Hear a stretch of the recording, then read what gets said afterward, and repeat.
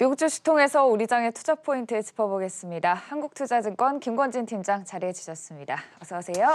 네, 안녕하십니까. 네, 오늘도 미국 시장은 지지부진한 흐름을 보였습니다. 대부분이 조금 부진한 흐름 보인 가운데 업종별로도 팡주 안에서 넷플릭스, 페이스북만이 한 2% 안팎의 상승세를 보였고요. 언택트주들 전반적으로 1, 2%대 상승세 보인 가운데 테슬라의 또 급등이 눈에 띄었습니다. 첫 번째 이슈와 함께 바로 얘기 나눠보도록 하겠습니다. 테슬라 시총 6천억 달러를 돌파했습니다. 이제 오는 12월 21일에 S&P 500 편입을 앞두고 매수세가 계속해서 유입되는 건데 오늘도 7% 이상 올라줬거든요. 네, 그렇습니다. 정말 열심히 올라가고 있는 것 같습니다. 우리 방송만 봤다면 테슬라 관련을 많이 사날 수 있었지 않았을까라는 생각합니다. 제가 계속 얘기했습니다. 기승전 뭐? 바로 이 테슬라, 바로 이 전기차 관련된 종목들을 정말 이야기를 많이 해드렸었죠. 즉 결론은 우리는 이미 알고 있었습니다. 답은 뭐다라는 거, 친환경이다, 전기차다, 수소차다 이렇게 가고 있다는 걸 누구나 다 알고 있었었다. 그런데 뭐 최종 판단은 우리 고객님들이 하시는 거지만 어찌됐든 어찌됐든 계속해서 안내를 해드리고 있었었다라는 거 얘기를 해드리겠고요. 실제 이번 이슈들 바로 S&P 500에 편입이 되는 순간 또 그때부터는 좀 고민을 하기 시작하셔야 됩니다. 잠시 동안은 좀 길게 보면 우선은 괜찮다 하지만 조금 단기적으로 보시는 분들은 뭐 바로 이 뉴스에 사서 소문에 사서 뉴스에 팔아라라는 이런 격언이 있듯이 아마도 21일 언저리가 되면 여기에 대한 이런 이슈들이 분명히 도출이 될 것이다라는 얘기를 해드리겠고요. 여기에 관련된 종목들 LG화학, 삼성 SDI, 에코프로비엠, 포스코케미칼, 첨보 등 정말 많은 이런 우리나라의 대표적인 이런 전기차 관련된 주식들이 있다라는 거 이야기해 드리도록 하겠습니다. 네, 또 고객님이 아니라 시청자분들도 S&P 500 편입 소식을 많이 기다리실 것 같은데요. 이를 앞두고 매수세가 계속 유입되고 또 편입이 되면 지수 추종 인덱스 펀드로부터 대규모 자금이 유입된다는 점도 호재로 작용할 것 같습니다. 그리고 우버가 자율주행 기술을 오로라에 매각한다는 소식까지 또 함께 체크해 주시면 좋을 것 같고요. 두 번째 이슈로 넘어가 보도록 하겠습니다. 영국이 오늘부터 화이자 백신을 배포합니다. 이제 이미 병원에는 배포가 완료된 상태이고 국민들에게 맞출 시기인데 여행 관련주들도 이와 함께 계속해서 주목을 받고 있는 상황이거든요. 일단 화이자 80만 회분 이번 주에 병원에 각각 배포가 됐다고 해요. 네, 그렇습니다. 드디어 우리가 기다리고 기다렸던 백신이 배포가 되기 시작했습니다. 가장 먼저 시작된 거죠, 화이자가. 그 뒤로 이런 모더나부터 시작해서 존슨앤존슨, 아스트라제네카 등 여러 가지 이제 회사에서 계속해서 백신이 나오고는 있다라는 거 얘기를 해드리겠습니다. 실제 접종일이 되기 시작하고 미국 같은 경우도 크리스마스 전에 접종이 시작이 될 거야라는 이런 이야기가 나오고 있습니다. 이런 이슈들 때문에 실제 우리 이제 여행 갈 수 있겠지라는 생각을 하고 있는 것 같습니다. 우리가 내년에는 정상적인 일상으로의 복귀가 가능한 거 아니야?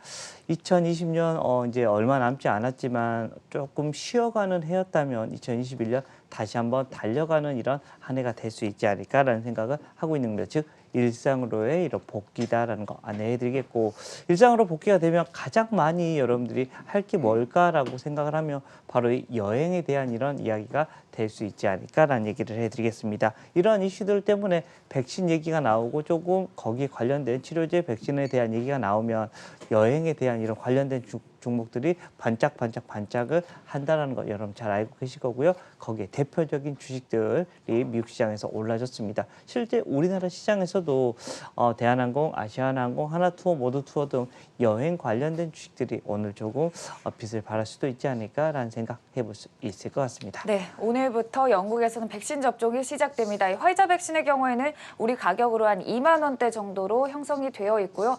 영하 70도에서 보관한다는 점이 조금 우려 섞인 목소리가 많이 나오고 있습니다. 그리고 이번 주 중으로 화이자 백신이 FDA에 또 미국 FDA 승인을 받을 수 있다는 전망이 강해지고 있는데요.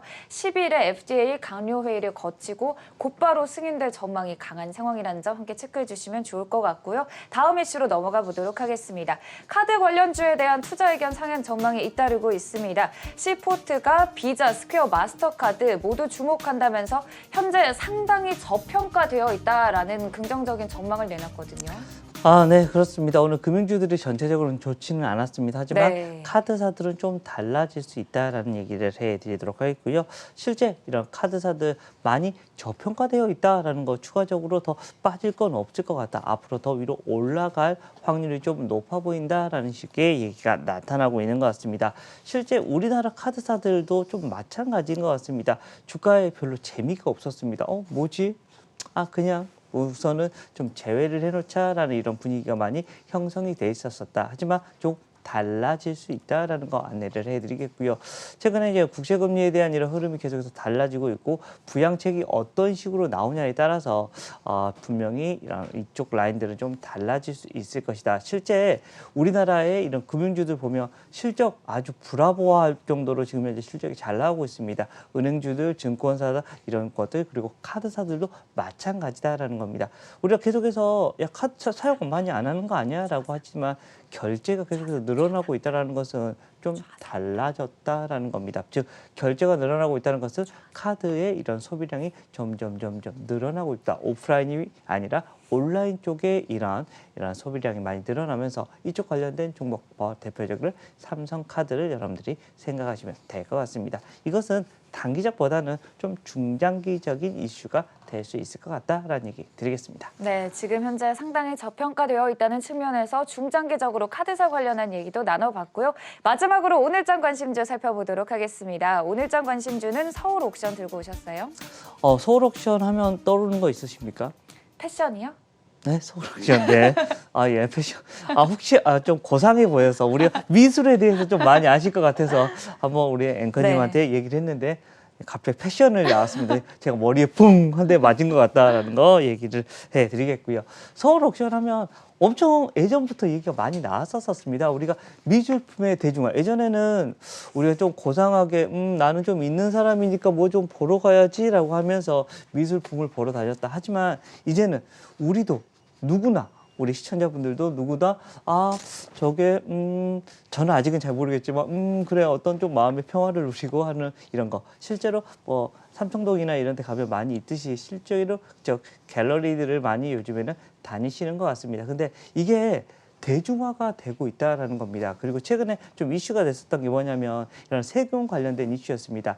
양도 차익, 우리가 공산품 같은 경우는 정확하게 가격이 딱 나와 있습니다. 하지만 이 미술품 같은 경우는 경매에 들어가서 하는 거거든요. 그래서 경매에 들어가서 이거 얼마에 팔 거야, 얼마에 살 거야라고 이것 때문에 가격이 위로 올라가기도 하고 내려가기도 해서 좀 시세 차익, 양도 차익을 많이 보는 경우가 있습니다. 그래서 야 이게 잘못하다가 세제가 좀 개편되는 거 아니야?라고 얘기가 나왔지만 아니었다라는 겁니다.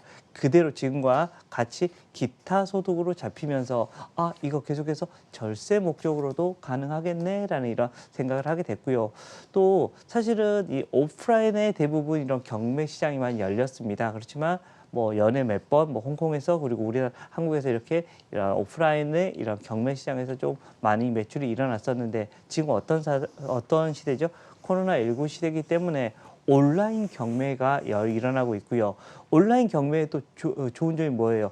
여러 번 그렇게 열릴 수가 있습니다. 예전에는 오프라인은 조금 한계가 있었었는데 온라인이 여러 번이다. 이 말은 결국은 이 서울 옥션의 매출이 급격한 상승이 일어날 수도 있을 것이다 라는 얘기를 해드리겠고요. 실제 온라인 경매가 활성화되면서 미술품 이런 시장이 본격화가 될 수 있다는 거 안내를 해드리겠고 최근에 낙찰률 같은 경우가 상당히 높아지고 있다고 합니다. 그만큼 미술품에 대한 이런 관심이 높아지고 있다. 즉 지금은 거의 저점 부분이다. 앞으로 내년이 되면 상당폭 좋아질 수도 있는 게 바로 이쪽 바로 이 서울 옥션에 대한 이런 관련된 이런 예시다라는 얘기 드리도록 하겠습니다. 네, 이렇게 미술품 또 온라인 경매 시장과 함께 오늘장 관심주 서울 옥션에 대한 말씀해 주셨고요. 마지막으로 또 속보 내용 잠깐 체크하고 가겠습니다. 이 패션 업계 또 스타일링 서비스를 제공하는 스티치픽스가 어닝을 발표했는데요.